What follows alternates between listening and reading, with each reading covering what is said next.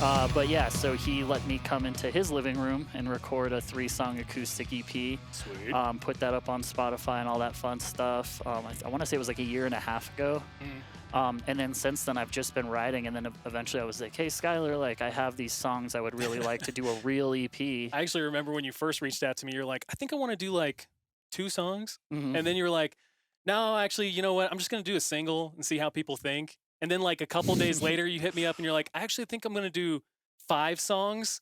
It turned into 5. And I was like, dude, I'm fucking down for whatever. You know I am. You're like, give me the money. no, I'm just not joking. like that. But yeah, I mean, you just kept going back and forth, and then you got here, and you were like, all right, so it's going to be 5 acoustic songs, and then actually a 6th one also where it's the whole, like me playing full all band, the band yeah. stuff. And I was like, God damn it, of course you couldn't help yourself, Matt. Had too much material. Well, yeah, I mean, the one song that that I did full band, it was initially on that shoegaze full length that I did with the old guitar player, and then he re-recorded it for his other band that defunct. And then I was like, man, that song is such a fun, simple, little dreamy song that I wanted to give it. I feel like a quality recording. It's like you wanted it to like exist on a record that wasn't going to just get pushed away Exactly, for the rest of eternity. Yeah, and it's I kind feel of you. almost a little kiss goodbye to that era Totally. of Gloomy. So do you think like moving forward there will be any more songs as shoegazy like that one, or will they still stick? Perhaps. I mean, I'm not a real guitar player, so that's why it's literally just me and an acoustic. I mean, Yeah. I'm not. I understand tones, but I don't have the I guess passion to invest in a fucking pedal board and all that stuff. I mean, in the event Gloomy were to blossom into a full band project again, maybe I would invest more. Right. At that point, there would be a lead guitar player because all I can play are like. So you'd be the able same. to lean on some other guys. You're Yeah, still yeah, thinking like exactly. yeah. It'd still be I'd still be the brainchild of the the core of the stuff, but then at that point it would be a lot more of a.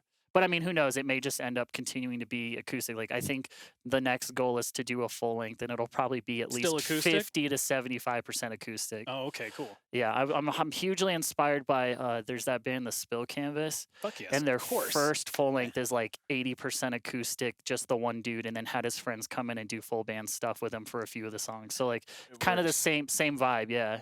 You know, I'm actually interested on that, talking about the like textures and the aesthetics of what you choose to put in the record. You know, with Hayden being someone who's new and listened to your music. Yeah. Like did any of those things that he's talking about like come across to you when you're listening to it? Oh, or yeah. Yeah? Yeah, absolutely. I would say like, and you know, even Ben and I were kind of talking about this earlier when he was listening to your songs for the first time. Is like, it's almost, you almost get that nostalgic feeling for like us, you know, because like back then when like you know, when we were in high school or whatever, getting really into music, you know, you get that like that feeling like when you're listening to the bands like The Story So Far, like punk bands and stuff like that, and you just like you get filled with that just badass feeling. Yeah. And the like a lot of the things that I heard in your songs and everything were very reminiscent of like that era for me, and that's one of the things that got me like most excited about it.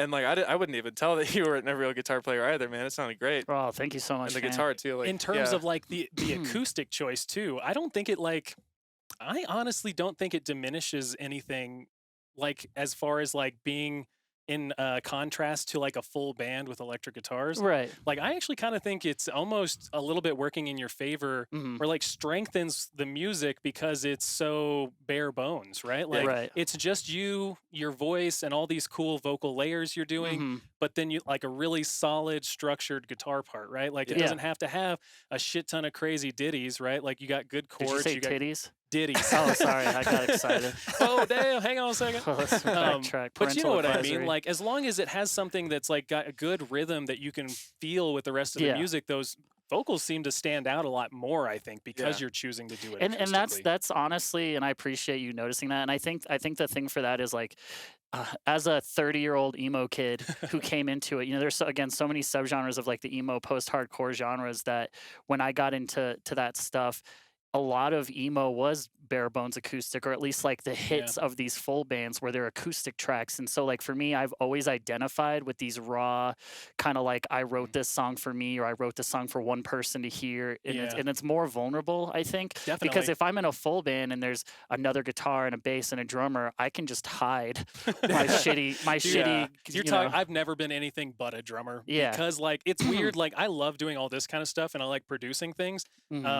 But I honestly, like you mentioned before, being on a stage in front of people Yeah. and like being the one who's connecting sort of, the music, the person between and then the audience, I can't be that. Yeah. That guy in the middle. It Absolutely. stresses me out too much. Like all of a sudden I'm not myself anymore. Yeah. Like I do much better behind the set where I can be protected and Yeah, safe. You know exactly. what I'm saying? Yeah, Yeah. yeah. And Hell yeah. like every band I've been in up until Fortune's Fool, I've always been the front man because it was like Dude, the yeah. first project I had was an acoustic thing with the original guitar player of the first band I joined. When I was 16, he was like, "Hey, you sing those songs. Do you want to come sing in our screamo band?" And I was like, "Fuck Was that yeah!" As Told As By? told by, yeah. Yeah. So that was the first band that I had, and then from that point, it kind of just blossomed to me being like a front man, if you will. So like Right. I've Well, always people like tell you you're that. I've actually talked with Eli about this a bunch where he's like, I started as a singer because it was the only thing I was like able to do in a band and I wanted to be with my friends making music. right. He's like, and then from that day on, that's what everybody just saw me as. Yeah, He's like, exactly. I was never asked to do anything else but sing or be a vocalist. I'm just pulling up the CO local story right now. I'm not ignoring you. I Oh, just you're want fine. look, we're doing a We're podcast. live in the middle of it. I We're was in the like, middle of damn, I it. should probably do something with this.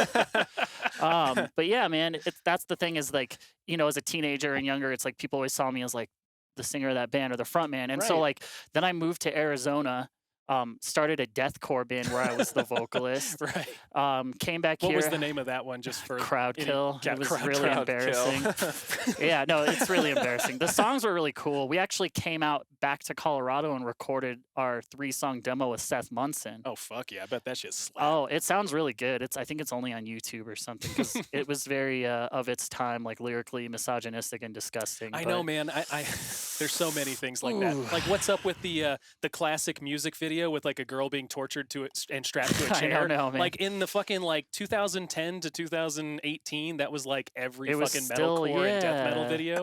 I don't know, man. And you're like, but- why? We look back at that now and we're like, man, that did not age. No, but at I mean, all. again, it's like an era thing, right? Not Yeah. to say it's necessarily okay, but it's like I was younger. It was Mhm. like what was cool and like Right. I No, don't there's know. all kinds of So, things I yeah, I think mean, we about. grow, right? Like everybody grows as an individual, and Yep. as society progresses, so do we. But so yeah, I mean, I was like little emo thing, screamo thing, deathcore thing. I drummed in Fortune's Full, which was like a heavier hardcore Yeah. band. Now I'm drumming in like a more hardcore punk band, and I'm still singing acoustic emo. So it's kind of like, You get the best of like both that. worlds. yeah, Yeah. Full circle. That is cool. Like it shows a lot of growth as you in you as a musician, right? Like where you weren't just satisfied with just sticking in that one place. Like Yeah. you wanted to develop musically, and so you pushed yourself into these uncomfortable places, right? hmm Which I think is an important lesson for seriously all musicians. It's really easy to just be good at something. It's really scary and difficult to fucking say I want to be good at that. So right. let me try. And you that's know? the thing too is like so many of my friends at least had some sort of class in school or like some sort of classical training. I never did. Like I Yeah. can't read music. Like I don't Even know. still, like, do you? No, any I of mean it? I look up tabs sometimes Yeah. for songs that I like. Honestly, if you listen to Gloomy, most of my songs are probably like the same 10 chords with a capo in a different place, so it sounds different. Yeah. But you'll see on the stream, it's just like, oh, those are the same fucking chords. What is this guy doing and getting away with? But but like, yeah, man, it's like I don't know. Yeah, exactly. It's like, oh man, like my dad's a drummer, but then he ended up singing in like his classic rock band, and I was Nice. like, man, I've always wanted to You're drum. like maybe It's me. fun, yeah. Yeah. And Yeah. so I picked it up, and I'm not the best at any of these things, but I'm comfortable enough in my craft where I can get by. And Yeah, that's and all it feel is like for me. confident in your own ability to say Mhm. like, I think even if I don't get this like perfect or amazing, like I could maybe do something inspiring. Right. Yeah. Exactly. And that, I mean, people sometimes get those two things confused, right? Like there's plenty of musicians out there who might not be like the most technically proficient in yeah, right, exactly. In like their instrument, but like actually who is a good example of that? The fucking singer of Joy Division, right? Like Oh yeah, yeah. like he was a terrible Ian Curtis? fucking guitar player Or- for a long time. yeah. And then it was like only in his like final years was he really like actually super good. Yeah. Progressing. But he knew songwriting and he Yeah. knew music and he like feeling, right? So he like followed those guidelines as opposed to some technically Right. proficient- And that's always been the case with me too in any project I've been in, even if I was just the singer of a band, I've always been super into the composition side of Right, like- songwriting. Like Yeah. I've always had like a vision from start to finish, the Yeah. aesthetic, music videos, merch, all of that stuff. I've always kind of had a point A to point Z mindset. Right. Thinking about Um, like the experience of the person on the other end. Right, the Right. audience Yeah. from point A to point Z, and so like even in songwriting, I may not know how to play a certain thing, but I'd be like, "Hey, guitar player, play a melody that's like," and they're like, "What the fuck did you just Dude, say?" every time I've recorded with you and a group of other musicians, I could always see that, right? Like you definitely have a lot of input even on the things like that are not necessarily like your job. Like when you were Right. drumming in the other band, you're always willing to help and provide insight Yeah. to all those other parts of the music because you're looking at the big picture Hmm. and then and not just thinking about the individual instrument or something like that. Exactly. Yeah. Yeah. I That's definitely see that working with you. Yeah. that's who I am, I guess. You know Yeah. what I mean? Well, you know what? Actually, that works as a really good segue into the next thing I kind of want to talk about on the podcast, which is what you'd mentioned before. So this is Gloomy, which we've been talking about, which is your Hmm. solo work, but there's also a really cool and exciting thing happening in your life with your band, which Yeah. is Mind's Eye, Yeah. which is the hardcore punk band you mentioned. Hmm. And I mean, there's a lot of big shit that you guys are doing right now, and it looks like a lot of momentum is being built. So I kind Yeah. of still want to hear about that. I know it's not like everything is gloomy. You No, yeah, are still Gloomy is very really involved just in all me these other sitting in things. my bedroom, but Mind's Eye is for sure like my main musical focus. So, Right. And that um, band, for anyone who doesn't know, you drum. I do, yeah, I play drums in that band.